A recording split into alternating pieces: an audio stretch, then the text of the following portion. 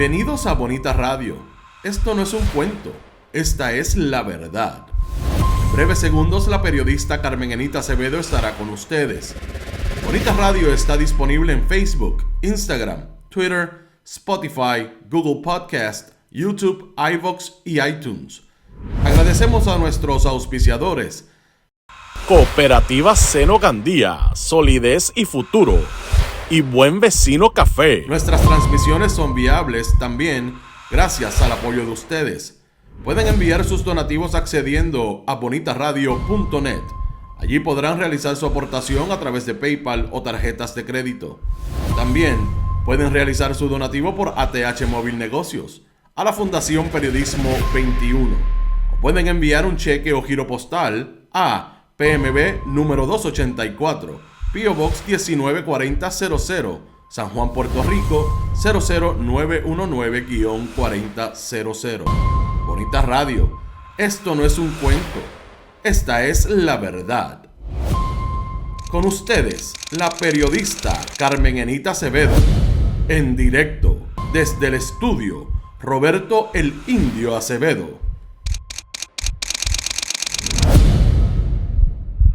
Buenos días, Puerto Rico y el mundo, donde quiera que haya un puertorriqueño o una puertorriqueña que hacen patria, donde quiera que se encuentren. Soy Carmen Enita Acevedo y a las 8:03 de la mañana, Bonita Radio se enciende para conversar con ustedes sobre ustedes y de lo que ustedes tienen derecho a saber. Vamos a hablar y vamos a culminar la conversación que iniciáramos ayer con el video del gobernador haciendo alusión a lo que está pasando con el secretario del Departamento de Salud, Carlos Mellado. Carlos Mellado, que como ustedes saben, el presidente del Colegio de Médicos y Cirujanos, Carlos Díaz Vélez, le ha pedido la renuncia por no ser un líder, alega él, en relación a la salud pública de Puerto Rico y la crisis de salud pública que tiene el país. También vamos a hablar de lo que culminó en lo que se ha calificado como un papelón de parte de los representantes de la estadidad, porque no fue solamente Quiquito Meléndez, José Enrique Meléndez, el representante del Partido Nuevo Progresista. También fue otro joven que no tenemos el nombre, y si lo pueden identificar me dicen cómo se llama, porque miren que lo he buscado, que hizo una alusión bien breve y yo quiero que ustedes vean cómo terminó y las caras de los que estaban alrededor de él, que todos fueron a defender la posición de la autodeterminación, libre determinación de los puertorriqueños con relación al estatus en el Comité de Descolonización de las Naciones Unidas. E increíblemente vamos a hablar de la segunda orden de protección que consigue la esposa de Orlando Aponte Rosario, el ex representante del Partido Popular, renunciante hace 2 semanas, o realmente la semana pasada, cuando vuelve al tribunal a pedir una orden de protección y relata específicamente algunos de los delitos y algunas de las violencias que cometió su esposo mientras estaba en su residencia, que han compartido por los últimos 14 años. Porque hay que insistir en la violencia de género, precisamente. Hay que insistir en decir que independientemente de su clase, de dónde se encuentre en términos sociales, de cuál sea su preparación, de cómo se organiza bien o mal dentro de su profesión, las mujeres siguen siendo víctimas de hombres como estos que llegan a la legislatura de Puerto Rico. Y antes los voy a saludar a ustedes, Rita Guzmán Martí, Iber Grajales, Evangelina Medina está por ahí, Ángel Gabriel, Kendra dice que los fotutos, buenos días, está Grexa Piñedo, me debes algo, tenemos que hablar. Están los fotutos hoy en Twitter que no hay quien los toque, anda pa'l cará. No me imagino.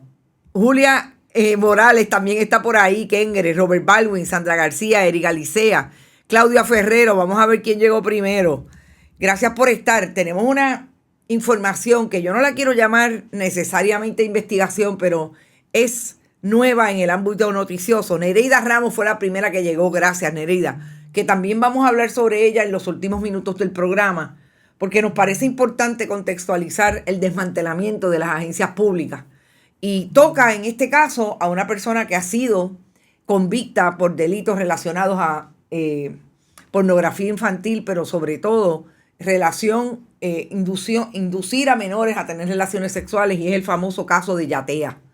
porque los crímenes ambientales que se han cometido en Puerto Rico también tocan a este convicto, y me parece importante y lo quiero señalar desde el punto de vista de dos cosas.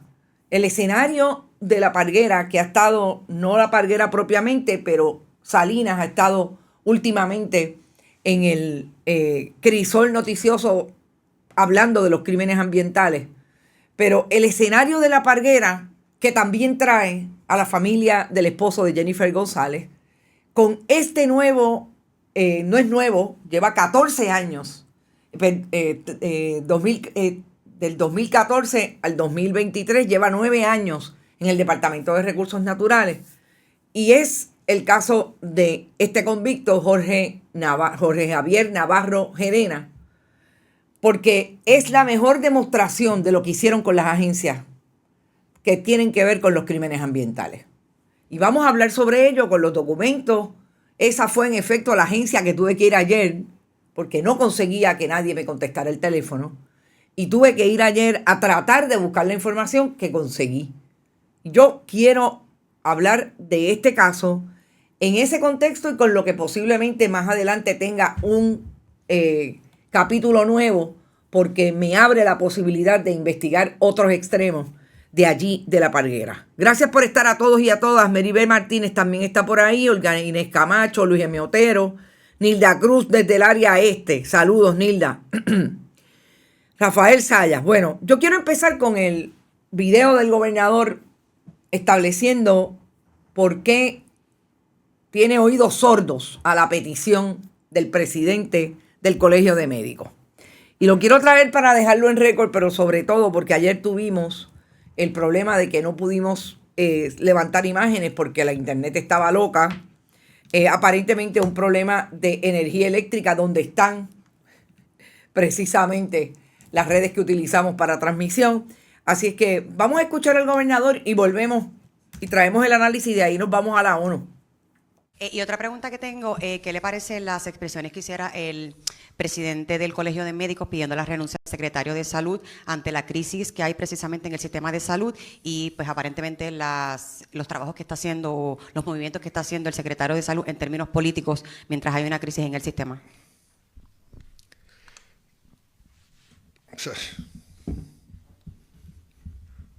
Ese señor está haciéndole un flaco servicio al Colegio de Médicos Cirujanos de Puerto Rico. Ha estado faltándole el respeto a este servidor y al secretario de Salud, entre otros, desde que asumió su posición. Con esa actitud no está representando bien a los que se supone que represente. Básicamente todo el tiempo está con ataque tras ataque, falta de respeto tras falta de respeto, menospreciando la labor del secretario y de todo el equipo del Departamento de Salud, hablándole a las gradas. Está actuando como un político de la peor calaña y no como un profesional de la medicina. Y con ese tipo de actitud no va para ningún lado, no aporta nada positivo a Puerto Rico. Así que realmente ese llamado cae en oídos sordos. Si acaso que se salga del medio porque no está aportando absolutamente nada. Las caras de los presuntos implicados que está al lado. Está la secretaria del Departamento de Transportación y Obras Públicas, el director ejecutivo de la Autoridad de Carreteras. Más atrás, parece que no quería salir en la foto, está el de Vivienda. Está también el alcalde de San Germán. Realmente las caras son, yo creo que de lo mismo que padece el que ve este video, que es que el gobernador primero lento, bastante lento, en el manejo, este es el secretario del Departamento del Trabajo, en el manejo de su discurso, en el manejo de su contestación, con problemas en seguir los talking points y sobre todo con esto último de decir que caen en oídos sordos. Ahí está el secretario del Departamento de Salud haciendo un media tour en los medios que lo tratan muy bien, en los medios tradicionales. No hay de otra en este gobierno y es un asunto, como dijo la periodista que le hizo la pregunta, un asunto urgente para el país porque se trata de una crisis de salud pública y lo que están es el chijá, como si estuvieran en la campaña política en el 2024.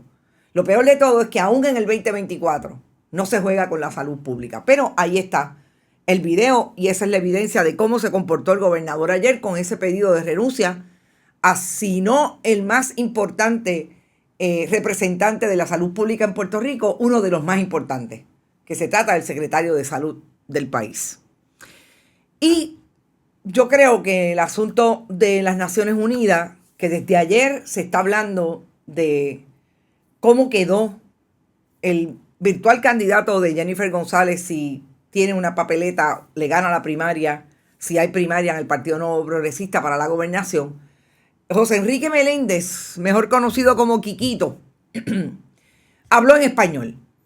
Yo lo vi, lo escuché, y de hecho yo creo que tenemos el video de Quiquito Meléndez, y me corrige el señor director si lo tenemos. Sí, lo tenemos, de cuando habló. Habló en español, y esto fue lo que le dijo en una primera intervención. Hubo 3 intervenciones por estar fuera de orden, y finalmente terminó con el micrófono apagado porque ya había consumido los 3 minutos solamente hablando de China, Venezuela, Cuba, y de decir que Cuba era un país hostil a Estados Unidos, defendiendo a quienes ellos alegan son su madre patria. Vamos al video. Reciba un cordial saludo. Me preguntan en la isla, ¿por qué vas a la ONU? Allá siempre tienen una resolución que típicamente propone Cuba y otros países hostiles a los Estados Unidos, que usan para criticar a los Estados Unidos sin necesariamente hacer un esfuerzo de llevarla a votación en la Asamblea General. A ellos siempre les contesto, Please, can you pause, please? La presidenta, un momento. ¿Cuba? Micrófono, por favor, Cuba. Micrófono. A presentar un punto de orden a partir del comentario que ha realizado el peticionario, que se está refiriendo a cuestiones ajenas al tema bajo discusión. Cuba no es un país hostil a los Estados Unidos. El gobierno de los Estados Unidos es el que asume una posición hostil hacia Cuba. Micrófono, por favor, Cuba. Micrófono. Micrófono, Cuba. José Enrique Meléndez, lo que hubo fue una intervención por una cuestión de orden. En efecto, en un foro internacional ocurre. En un foro internacional de la envergadura de las Naciones Unidas, donde se establece cuál es el orden de los asuntos, que hay un orden y hay un seguimiento parlamentario y un protocolo parlamentario, que se supone que los que van a deponer lo conozcan. Lo que ocurrió fue precisamente eso. Y yo quise traer el video porque si es una injuria lo que hace este miembro del Partido Nuevo Progresista, van a escuchar el segundo. Y lo que sí se debe recalcar es la incapacidad y la antiintelectualidad con que ha vivido ese partido en los últimos 50 años y nos trae hasta aquí. A tener que escuchar conversaciones de aiga, estábanos y veníanos y que nadie pueda establecer lo que es correctamente las Naciones Unidas desde ese partido político. Para ahora criticar que hay una portada de un periódico tradicional cuyos fundadores son estadistas, quienes están allí son estadistas y dirigen ese proyecto todavía, que diga exactamente lo que pasó, que la estadidad no tuvo resonancia en las Naciones Unidas y está Tomás Rivera Chatz endiablado por eso. Pero si es que es cierto. Ahí está. Pero escuchen este segundo. Esto es 19 segundos, el señor director, y si lo podemos pasar 2 veces, lo pasamos 2 veces para terminar con este tema. Ustedes no implantarán en Puerto Rico el sistema socialista que han estado implantando durante décadas por toda Latinoamérica. La voluntad de nuestro pueblo no caduca. Y ahora les quiero decir a ustedes que sin estadidad y capitalismo no hay patria. Ustedes no implantarán en Puerto Rico el sistema socialista que han estado implantando durante décadas por toda Latinoamérica. La voluntad de nuestro pueblo no caduca. Y ahora les quiero decir a ustedes que sin estadidad y capitalismo no hay patria. Ustedes pueden imaginarse tal papelón. Este es, si mal no lo recuerdo porque lo he visto en otras imágenes, pero no he podido traer el nombre porque no lo he encontrado en ningún lado. Se llama Mario Solano. Gracias, Yanni Moreno. Gracias. Es una persona que está en la diáspora y hace los papelones con las cartulinas. Lo he visto en esa. Ha dicho esa barbaridad y ustedes vieron las personas que están al lado, que esta joven fue también a deponer, que lo sentaron, incluso sentaron a la representante de las organizaciones de Vieques, que va hace 30 años a las Naciones Unidas, a hacer el mismo planteamiento anticolonialista, a decir esta barbaridad. Miren, las Naciones Unidas no implementa nada. ¿Cuándo es que no entienden de lo que se trata? ¿Por qué es que no tienen conocimiento, no llegan allí informados? Es que realmente lo que quieren es ir a hacer el papelón. Hicieron el papelón en una organización internacional, donde yo me imagino que hoy todo el mundo está hablando del papelón que hicieron esas dos personas allí. Y tienen en efecto que decir, como bien dijo esa portada del periódico El Nuevo Día, que no tuvo resonancia, pero además que ocurrió esta barbaridad. Sí, esa es la representación de los estadistas que hace el Partido Nuevo Progresista en esas dos personas que están ahí y los representan, porque ya está diciendo Tomás Rivera Schatz que donde ellos tienen que probar que quieren ser estados es aquí. Pero bendito sea Dios si es que ustedes primero el truco de los referéndums y después, ¿qué ha pasado con eso en Washington, donde tiene que ir a pedírseles allí? ¿Por qué Tomás Rivera Schatz no va a cabildear en inglés allí para que le den la estadidad? Es posible que le pase lo mismo que a José Enrique Meléndez, que no sabe hablar inglés, que no puede sentarse en una mesa a negociar y a convencer a otro de que él quiere dejar de ser, o que él siempre ha dejado de ser puertorriqueño para ser gringo y que por eso quiere ser Estado y que por eso le deben dar la estadidad a Puerto Rico. Así mancha la bandera, dice Manijota Rivera. Me perdí cuando dijo patria. Yo, honestamente, no entendí nada. O sea, este es de la escuela de Pedro Rosselló González, que Puerto Rico no es una nación. Este es de esa escuela. Y lo más seguro se graduó de cuarto año y se lo firmó Víctor Fajardo, el primer secretario de Educación convicto. Son los verdaderos cuponeros y el peor reflejo de Puerto Rico, dice Gladys Esther Cuevas. Como decían las chicas del clan, vamos a hablar inglés, dice Víctor Cruz. Florence, porque Tomás Rivera Schatz no tiene dominio de un inglés conversacional. Imagínate tú.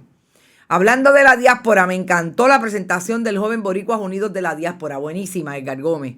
También la de Cristina Mojica de New Jersey y la señora Pagán.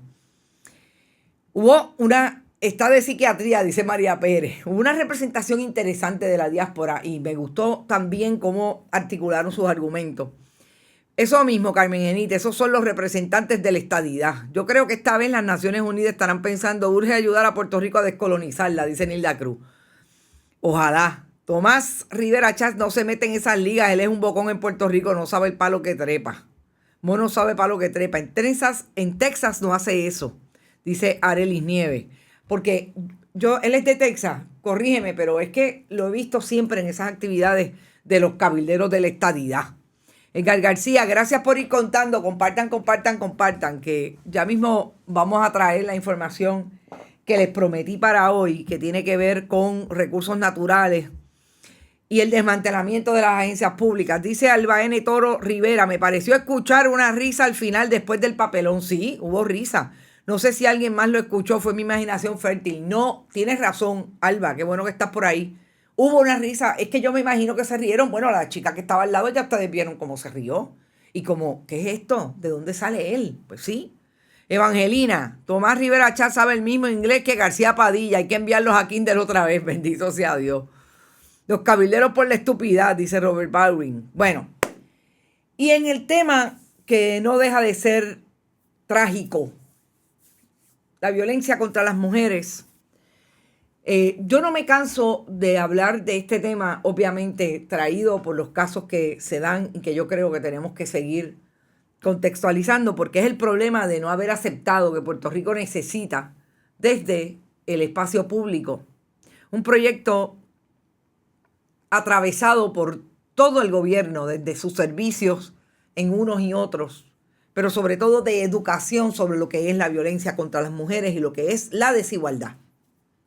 Ustedes saben que hablábamos de Orlando Aponte Rosario porque la primera vez que salió a relucir que tenía una orden de protección que le emitió a su esposa, un tribunal, una orden de protección, en aquel momento en Toa Baja la mujer habló de maltrato físico, de maltrato verbal, pero aparentemente no fue, o por lo menos no se tradujo en aquella orden de protección todo lo que dijo, y aunque habló específicamente de la violencia psicológica y la violencia física, no se detalló.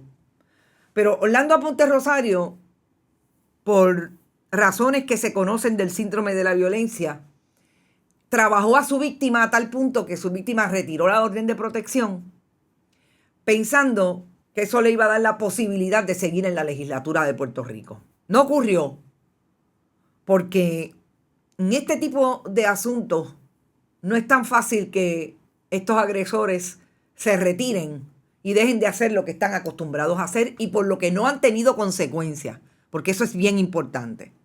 Precisamente por eso van a buscar a las víctimas para que les retiren las querellas, porque son personas, en este caso, sobre todo cuando son figuras públicas, pues son personas que no quieren perder ese poder que tienen por la violación y el delito que han cometido.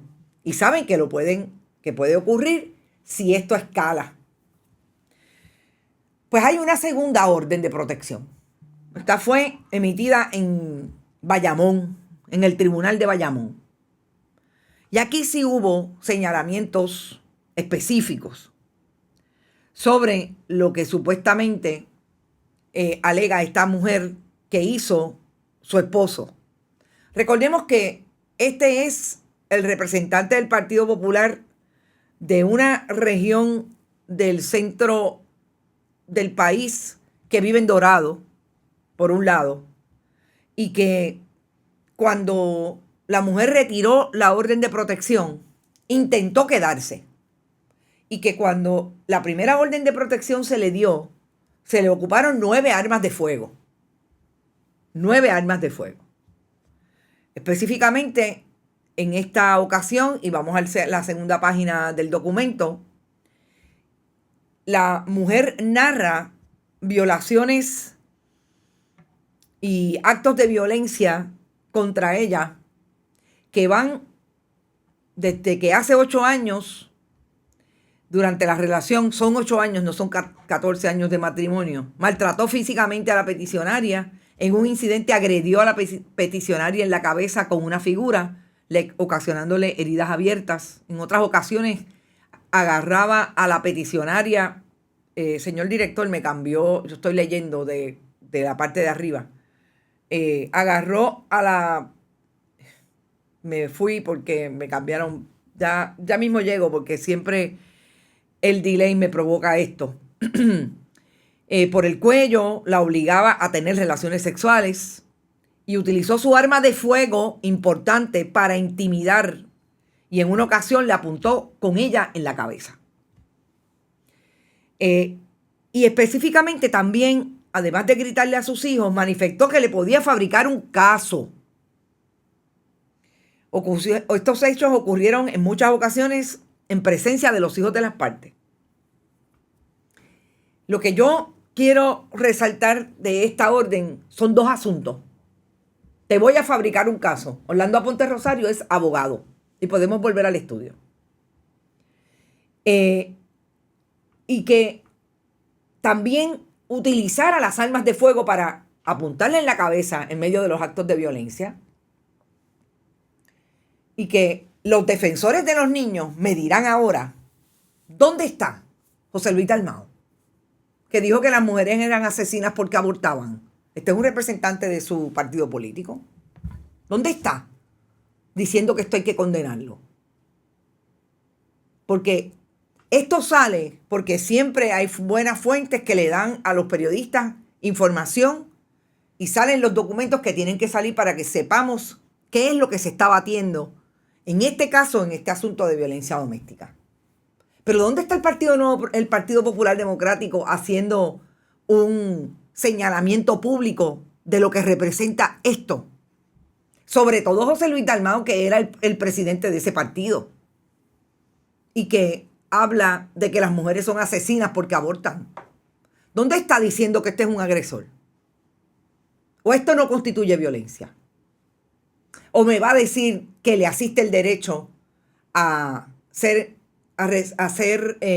la inocencia antes de que se le pruebe lo contrario? Tiene todo el derecho, desde el discurso público, desde el discurso político, a hablar que le asiste ¿qué? Cuando lo menos que hay es una mujer que en 2 ocasiones se ha atrevido a ir al tribunal a decir, esto es lo que me está pasando. Por eso es que hay que insistir en este mensaje. Por eso es que hay que insistir en poner a los que son los responsables de que tengamos todos los días casos de violencia doméstica, porque son ellos los que tienen el poder de cambiar el proyecto público, de mejorar el proyecto de educación y mantenerlo como un proyecto de educación desde la equidad y la perspectiva de género. Pero como le tienen miedo a los fundamentalistas religiosos estilo Joan Rodríguez Bebe, ahí los tenemos. Esta es la segunda orden de protección. Alguien que me diga si esto realmente no es lo que deberíamos estar batiendo y confrontando al poder. Confrontando al poder. Confrontando al gobernador de Puerto Rico que finalmente se dejó meter las cabras en el corral, como dirían en country, de algunos fundamentalistas religiosos. Me acaban de enviar un mensaje diciéndome que todo lo que está pasando en Roosevelt Roads es metiéndole el acelerador para que haya desarrollo porque los números del gobernador están malitos. Yo me imagino que esa es la guira que está velando Jennifer González. Y a esta hora tengo que decir que están con nosotros las cooperativas Manuel Seno Gandía, la cooperativa de Vega Alta y Buen Vecino Café, siempre apoyando el proyecto de Bonita Radio. Víctor Cruz dice, Jesús Manuel hizo renunciar a este representante. Parece que se veía venir esa segunda querella de petición de orden de alejamiento. Claro, estoy clara. Lo hizo, y lo hizo Jesús Manuel, que obviamente tenía un interés y ahí está como presidente.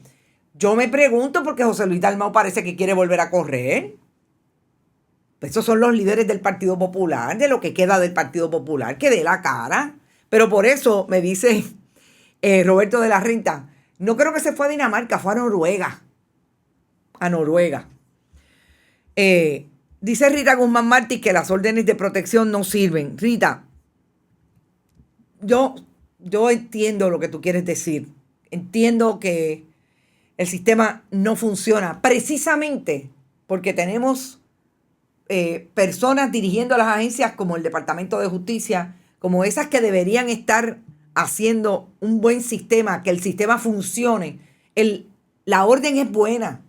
El problema es que dejan afuera a quienes apoyan a estas mujeres porque no hay caso que tú lleves al tribunal. Mira, así sea de un no pise la grama, que tú no necesites apoyo. Imagínate un caso de violencia doméstica. Y las intercesoras legales que tenía la oficina de la Procuradora de las Mujeres, lo destruyeron y destruyeron esa oficina.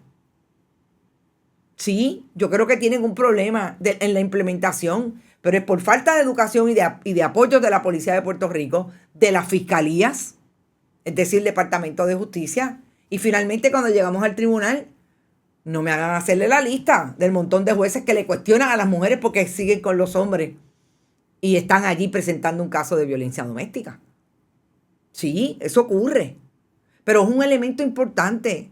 Y si se llevara a cabo y si se gestionara en el proceso correctamente, funcionaba. Lo que pasa es que una mujer tiene una orden de protección y pasa como lo que pasó en Cataño hace 3 semanas, que nadie, ni la policía, ni la fiscalía, le dio protección a esa mujer. En efecto, le sirvieron la orden al hombre y el hombre fue y la mató en el supermercado. Sí, yo te entiendo, pero el mecanismo en sí mismo no es malo. El problema son los que lo implementan, que no han hecho nada para que funcione. Y que conste, en un momento en este país funcionó. Es parte del desmantelamiento, es parte de lo que han hecho con las agencias y con los servidores públicos. Es parte de querer seguir con la Biblia debajo del sobaco, porque ellos entienden que eso le va a dar la posibilidad de ganar las elecciones cada 4 años. Porque entienden que ese es el público que los sigue y que vota por ellos no importa qué. Son los responsables también los del discurso fundamentalista religioso, definitivamente. Cada vez que hay una víctima, pregúntese, ¿quién fue el que le dijo que no dejara al esposo porque las mujeres se supone que obedezcan a los esposos? ¿Un pastor o una pastora? Sí, en efecto, es así. Se consume la prepotencia y el egocentrismo. ¿Qué está pasando en Roosevelt Roads? Está pasando que no avanzan los procesos allí. No avanzan. Pero no tengo información, o sea, tengo información, pero no tengo información para traerles hoy con relación a eso. Puerto Rico está en desmantelamiento. Y hablando de desmantelamiento, yo llego, ustedes saben que yo creo que desde un tiempo a esta parte, y quizás tengo que decir que el proyecto de Bonita Radio, en muchos de los esfuerzos de investigación, tiene 2 líneas que ha sido obviamente por entrar en una investigación particular donde cuando sumas esas investigaciones te das cuenta que hay un patrón en 2 vías. El desmantelamiento de las agencias públicas. La incapacidad de los jefes de agencia que se nombran por, en este caso, los 2 últimos gobiernos, de hacer algo para que sus agencias funcionen. Que después del 2009, la sapienza, la inteligencia, la sabiduría de las agencias públicas en Puerto Rico se desmanteló por diseño cuando el entonces gobernador Luis Fortuño y el comisionado residente, con la ayuda del secretario del Departamento del Trabajo, hoy alcalde de San Juan, Miguel Romero, ejecutaron un proyecto para desmantelar las agencias y sacaron 35,000 personas iba a decir dólares, increíble, 35,000 personas del sistema público. Yo he traído muchas investigaciones relacionadas con lo que está pasando en recursos naturales, la Junta de Planificación, las agencias en menor grado, Junta de Calidad Ambiental, etcétera, porque son las agencias que se supone que articulan todo el proyecto para defender los bienes de dominio público, zona marítimo terrestre y todos los recursos naturales y la naturaleza tal y como se definió en la Constitución y que se ha ido mejorando aún cuando hay esa defensa y protección de los recursos naturales a nivel constitucional, se ha ido mejorando con la legislación a través de esas agencias. Pero también desde el 2009 hay un proyecto neoliberal y un proyecto de desmantelar lo que ocurría en términos de protección y conservación. Y hay una historia que yo la he traído en parte, pero no he hecho una investigación en profundidad, que tienen que estar muy pendientes, y es todo lo que tiene que ver con las reservas naturales y esta intención del gobierno de Puerto Rico, Junta de Planificación, Julio Lasuz, gobernador de Puerto Rico, de volver a revivir lo que no se supone que se reviva porque está hecho, que es la protección de esas reservas. Y son reservas que se definen tanto como la reserva agrícola del norte, de terrenos agrícolas del norte, que incluyen a Mar Chiquita. Siempre hay espacios espectaculares de belleza natural como son las costas. Y eso me da la posibilidad de ver que en efecto lo que ha pasado en Puerto Rico a partir del 2009, agravado después del 2017, después del huracán María, porque ahí entonces se monta sobre la catástrofe del huracán María, se monta el proyecto del capitalismo salvaje, el capitalismo del desastre. Aquí tenemos que llegar y con la mirada de rescate lo que hacemos es ocupar y quedarnos con el lugar. Y ocupar y quedarnos con el lugar no para protegerlo, sino para desarrollar todo lo que quieran desarrollar, independientemente de las aguas, de los espacios naturales de la costa, de los espacios del centro, de la zona cárcica, etcétera, etcétera. Así es que eso les da una idea de que investigando un asunto siempre me sale el asunto de los crímenes ambientales. Y eso me pasa en una conversación que tuve ayer era jueves. El miércoles, no, ayer por la mañana. Esto todo ha sido tan rápido como de ayer para hoy. En una conversación, porque estoy haciendo una investigación y tengo una conversación con esta persona que me dice que ayer iba a haber una vista en el Departamento de Recursos Naturales, que no se dio, era el 22, pero es el 22 de agosto, donde se iba a discutir precisamente lo que estaba pasando con el corte de mangles en Parguera. Esto no es un asunto nuevo.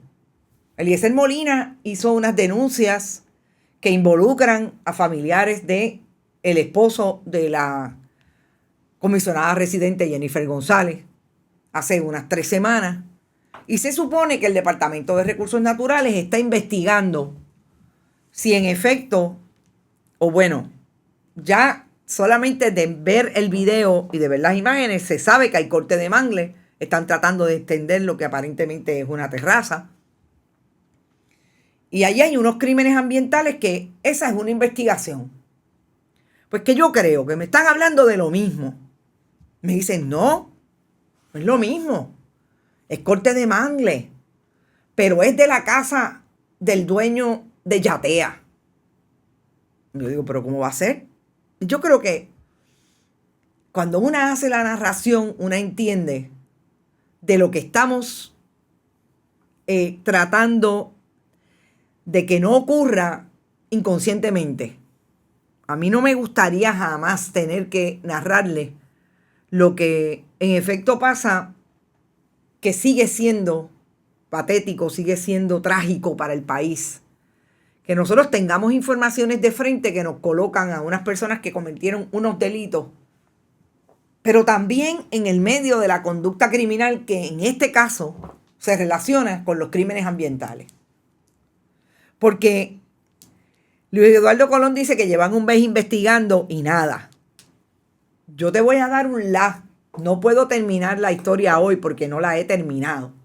Pero ya mismo vamos a eso, porque también de esta conversación surgen algunos elementos que me dicen por qué esa investigación de los suegros de Jennifer González no se ha terminado. Que me retrotrae a otra investigación del asunto de los crímenes ambientales que tengo exactamente la misma contestación. Y el dueño de Yatea, que ustedes saben, Jorge Javier Marrero Gerena, está preso. Sí, está preso, pero eso es lo más interesante.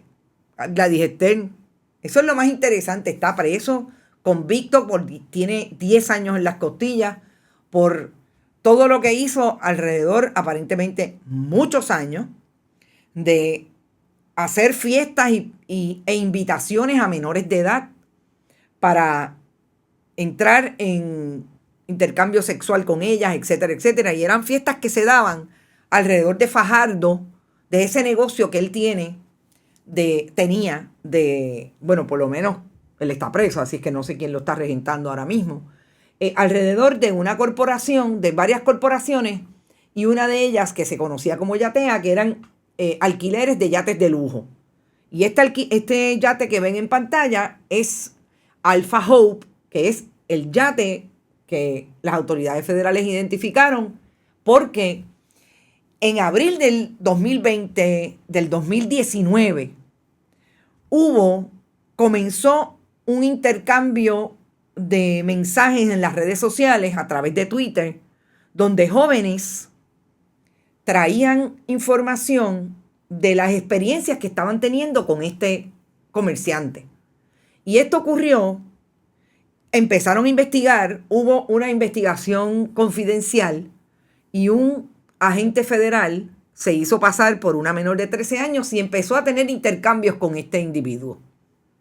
Al punto, le allanaron su casa en el 2020 y en octubre del 2020 fue acusado por un gran jurado por múltiples delitos relacionados a este intercambio con menores, pornografía infantil. Creo que el de pornografía infantil como parte del acuerdo de alegación, no siguió el curso, se lo archivaron, pero todo lo demás que tiene relación con ese tipo de delito, sí recayó final y firme cuando hice esa alegación de culpabilidad y está cumpliendo 10 años. Este hombre tiene esta casa en La Parguera. Y en el 2014, gente, en el 2014, es la primera querella y la primera orden de cese y desista del Departamento de Recursos Naturales. Imagínense que las dos querellas la firma la entonces secretaria, la orden de cese y desista la firma la entonces secretaria Carmen Guerrero, hoy directora administradora de la EPA en Puerto Rico. La relación de hechos, básicamente en verano del 2014, hubo una poda, se talaron 2 árboles de mangle, sin el visto bueno, sin la autorización del Departamento de Recursos Naturales. Recordemos que la Parguera es una reserva natural. Les guste o no, los que están hablando que si el Espumapari no está en La Parguera, está en Salinas, también está protegido en la bahía de Salinas. Sí, usted puede ser el dueño del Cayo Matías, usted puede ser el dueño de la plantación, pero si la plantación está protegida y se cubre por las leyes de protección, usted tiene que seguir las instrucciones de cómo manipular ese bien que usted compró. Eso es así. 2014. En el 2016 hubo otra. En el 2016, también firmada por Carmen Guerrero, y déjenme verificar porque en efecto ella estuvo del 2013 al 2016. Aquí están los diligenciamientos, etcétera, etcétera. No, esta no está firmada por la secretaria. Está firmada por el secretario interino Nelson Velázquez Reyes. Exactamente lo mismo. Por hechos del 22 de noviembre del 2014. Repite todo lo del 2014. Y hay eventos en noviembre del 2016. En medio de las elecciones. Fuapiti, vamos a cortar mangle. Hay otras personas acusadas que se querellan por la... En el 2014 se querellaron también contra Melvin Santiago Padua y Manuel López. Aparentemente estas son las personas que participaron de la poda y la tala de esos árboles. Yo traigo el asunto de Yatea porque desde el 2014, en efecto, el Departamento de Recursos Naturales tiene una investigación que ha pasado en diferentes manos, pero no olvidemos que es el desmantelamiento de las oficinas, tanto de los examinadores del Departamento de Recursos Naturales como de la Oficina de Asuntos Legales. Y cuando habían 5 y 7 abogados que deben ser policías en el caso de ellos, para vigilar por lo que está ocurriendo con los recursos naturales, ahora hay 2. Yo creo que ahora mismo hay todos estos, 2.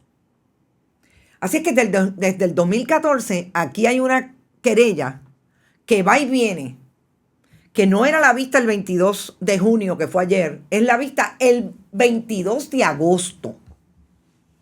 Y el 22 de agosto todavía hay una alegación. Recordemos que aquí hay chavitos. Aquí hay una persona que tiene la capacidad, como el contratista de Aguadilla Pierre, Carlos Román González, de ir y radicar y seguir diciendo y ponerle querella a los abogados diciendo que cometieron faltas éticas. O sea, aquí hay dinero para invertir en tratar de que la agencia no haga lo que tiene que hacer y retrasar los procedimientos. Los procedimientos están claros. Y van el 22 de agosto porque el 22 de agosto todavía hay una alegación de que en efecto esa casa en La Parguera era de él, pero en este momento no es de él. Eso es lo que alega esta persona. Estos son los abogados de el convicto Marrero Gerena. ¿Y qué hace eso difícil al proceso? Bueno, pues que sigue retrasándolo porque obviamente el abogado del interés público tiene que recibir la prueba, tiene que verificarla, Porque no es lo mismo que usted haya cometido el evento en el 2014 y en el 2016, por lo cual definitivamente tiene que tener y se expone una multa de hasta de $10,000. Han pasado 9 años. Veamos el calendario. No es lo mismo a que entonces ahora que hay una resolución final y que la recomendación es esta y la secretaria tiene que emitir esa orden, que usted tenga que mitigar, porque quizás el que tiene que mitigar es el que vino. Pero, a mí me dicen que la casa sigue siendo de él. Y esto es bien interesante, porque también nos trae y nos lleva a donde en estas investigaciones también hay otro truco, que es el asunto de cómo se han censado o no se han censado, específicamente en el caso de La Parguera, las casetas que hay allí. Estas órdenes hablan de una propiedad número 74. Ellos la llaman caseta. Si la caseta número 74, los hechos fueron al lado de la caseta, obviamente quiere abrir espacio para hacer sus construcciones, y ahí es donde poda y corta tala árboles y tala mangle. Si esto es así, pues usted esperaría que haya un catastro a nombre de. Yo pasé ayer y muchas horas de ayer y de la noche yendo propiedad por propiedad que está en ese catastro. Y yo quiero que ustedes sepan que hay 112. Me encontré con nombres bien interesantes. Eso es lo bueno de la investigación, que es que una cosa la lleva a la otra. Pero no está el nombre del señor Gerena. Hay un nombre que no voy a decir porque en la número 74, porque está tan poco claro que no quiero entrar en un nombre que no tengo certeza que en efecto sea de él. Pero esto es interesante porque aquí hubo un proyecto para censar La Parguera. Y aquí hubo una intención, y es una historia, y es una entrevista que tengo que hacer y no puede tardar mucho, que es con Pedro Gelabert, aquel primer secretario del Departamento de Recursos Naturales de Pedro Rosselló González. Y lo detuvieron. Se pueden imaginar por qué lo detuvieron. Había todo el interés de hacerlo. Se va porque tenía un destaque de la EPA. Y yo estoy segura, y eso es algo que le preguntaría, aunque sea off the record, que se fue porque ya veíamos cómo el gobierno estaba desarrollando su proyecto público y su plataforma hacia destruir y no a conservar. Sobre todo a manejar los intereses de los poderosos de una manera totalmente distinta, porque eso les mantenían el poderío cada 4 años. Y si eso no se dio, llegó otro secretario, Daniel Pagán, como olvidarlo, y eso se acabó. ¿Y por qué es importante? Porque al día de hoy esta gente todavía pretenden tener títulos de propiedad. Y me dicen que el alcalde de Lajas es uno de los que dice que le va a conseguir la titularidad a la gente de las casetas. Eso es una reserva natural. Y es posible que aquí hay gente que tiene obviamente registro y pagan CRIM, etcétera, etcétera. Pero, ¿y la titularidad? ¿De dónde? ¿Con la intención de qué? Puede tener título, pero ya ustedes ven dónde están estas casas, estas casetas. O sea, están en la zona marítimo terrestre, no están en el agua. Están desarrolladas allí. Están en el mangle, como decía una de las personas con quien hablé ayer. Yo sí que soy criado en el mangle, de toda la vida allí en La Parguera. Y vienen a hacer estas barbaridades. ¿Pero por qué? Porque de un tiempo a esta parte, las agencias las desmantelaron. Le desmantelaron la posibilidad de hacer algo por el país. Yo fui ayer al edificio de recursos naturales. Más edificio que gente. ¿Ustedes saben por qué no cogen el teléfono? Porque no hay empleados. Allí todo el mundo me trató bien. Ningún problema. Excepto que los guardias de seguridad no saben ni dónde tienen las narices. No saben dónde es la oficina de la secretaria. Pero la poca gente que yo vi y que pude tener alguna interacción, todo el mundo estaba trabajando. Pero hay más pasillos que gente. En la secretaría parecía una secretaría de un tribunal a las 5 de la tarde. Cuando allí se recibe público todos los días. Todos los días. Si desmantelaron las agencias, si desmantelaron la posibilidad de que hubieran personas vigilando porque se cumpliera con la ley, se pueden imaginar lo que está pasando en las 4 esquinas del país. Así que no es casualidad que una investigue aquí y se encuentre con este fenómeno del desmantelamiento del gobierno que viene a partir del 2009, de que Luis Fortuño decidió que aquí había que bajar la nómina del gobierno. ¿Para qué? Para hacer lo que han logrado, desmantelar las agencias y que solamente unos pocos puedan tener posibilidad de desarrollarse en el país.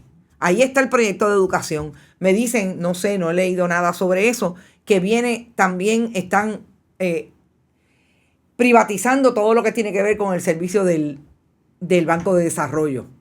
No lo dudo. Lo veíamos venir, lo hicieron en el 2009-2012 y después la primera administración de Ricardo Rosselló Nevares del Partido Nuevo Progresista en los últimos 8 años. En efecto, eso fue lo que provocó. Para eso en la carretera, lo sigo diciendo, Fortuño está detrás de todo esto. Hay que ver, a los guardias de seguridad son los que tienen dando instrucciones o haciendo el trabajo de los empleados públicos. Ese es el propósito. Y privatizados. No son empleados públicos, privatizados. Hoy en Aguadilla es más que evidente. Y lo último que quiero decir para irme. Hablando de los crímenes ambientales y de la persecución contra los que manifiestan y denuncian los crímenes ambientales. Ayer Eliezer Molina tenía una cita en el tribunal de Aguada, porque la semana pasada fueron a su casa y le dijeron, aquí una orden de acecho porque Loperena se siente amenazado, intimidado por usted, el policía. Pues se fue. Ayer al tribunal no había juez. En el tribunal de Aguada no había juez. Lo citaron para las 10 de la mañana. Loperena no llegó. Y me dicen que el juez Rolando Matos Acevedo, que los otros días dije Montes, ese es mi amigo el peluquero, Rolando Matos Acevedo, llegó, pero cuando vio a Eliezer Molina puso pies en polvorosa y todavía lo están buscando. Tuvieron que volverlo a citar para el 12 de julio. El 12 de julio que tiene otra citación en el tribunal. ¿Cómo es que dicen que no es persecución? ¿Cómo es que dicen que aquí algo funciona? Ahora nos enteramos que tampoco los tribunales están funcionando porque donde se supone que hubiera un juez ayer a las 10 de la mañana no había. Creo que llegó el fiscal, creo. No lo tengo claro. Dice Noam Chomsky, ¿cómo olvidarlo, Robert Baldwin? Esta es la técnica de la privatización. Cortar el presupuesto para asegurarse que las cosas no funcionen, la gente se molesta y se usa como una excusa para pasarlo a manos del capital privado. Así hicieron con la Autoridad de Energía Eléctrica. Yo todavía recuerdo gente que me dijo, tienen que privatizarlo porque tiene que venir la gente, tiene que venir la competencia. Ajá, ¿qué competencia? ¿Cuál competencia? Ahí lo tienen. Gente, nosotros nos vamos. Son las 8:56. Gracias por estar. Estoy haciendo una serie de entrevistas que van a ser bien diferentes. Soltando un poquito en el verano, en esos días que no vamos a estar. Voy a hacer entrevistas. Voy a dejar a algunos como el urbanista, otros que Marimari Narváez de Kilómetro Cero, que van a estar por mí haciendo los programas, pero voy a hacer unas entrevistas de cultura diferentes para ver si podemos dejar el verano más o menos y podamos tener otras informaciones que nos den igualmente luz y conocimiento, porque de eso se trata este esfuerzo periodístico. Gracias por estar. Nosotros nos fuimos. Recuerden, plataformas, todas las que puedan, compartan nuestros contenidos. Si pueden, donen a Bonita Radio a través de ATH Móvil, Bonita Radio, Fundación Periodismo 21 que nos apoya en este esfuerzo. Siempre están los podcasts, todo lo que usted quiera. Alguna marca que nos esté viendo. Es importante apoyar el periodismo puertorriqueño porque su marca tiene que estar donde está la credibilidad y el compromiso con el país. escríbale a Marnie Ferrer, mferrer@bonitasradio.net y dialogue con ella porque tenemos muchas propuestas para que su marca y su producto sean visibles en un proyecto que no es un cuento, que es la verdad. Nos vemos el lunes. Buen fin de semana. Hasta entonces. Bonita Radio. Esto no es un cuento. Esta es la verdad. Este programa fue traído a ustedes por Cooperativa Seno Gandía, Solidez y Futuro. Y Buen Vecino Café. Y no olvide que puedes realizar sus donaciones a través de ATH Móvil en la sección de negocios como Fundación Periodismo 21. O puede acceder a nuestra página de internet bonitasradio.net y donar a través de PayPal o tarjetas de crédito. También puede enviar cheques o giros postales a nombre de la Fundación Periodismo Siglo XXI, PMB 284, P.O. Box 194000, San Juan, Puerto Rico 00919-4000. Bonita Radio, esto no es un cuento, esta es la verdad.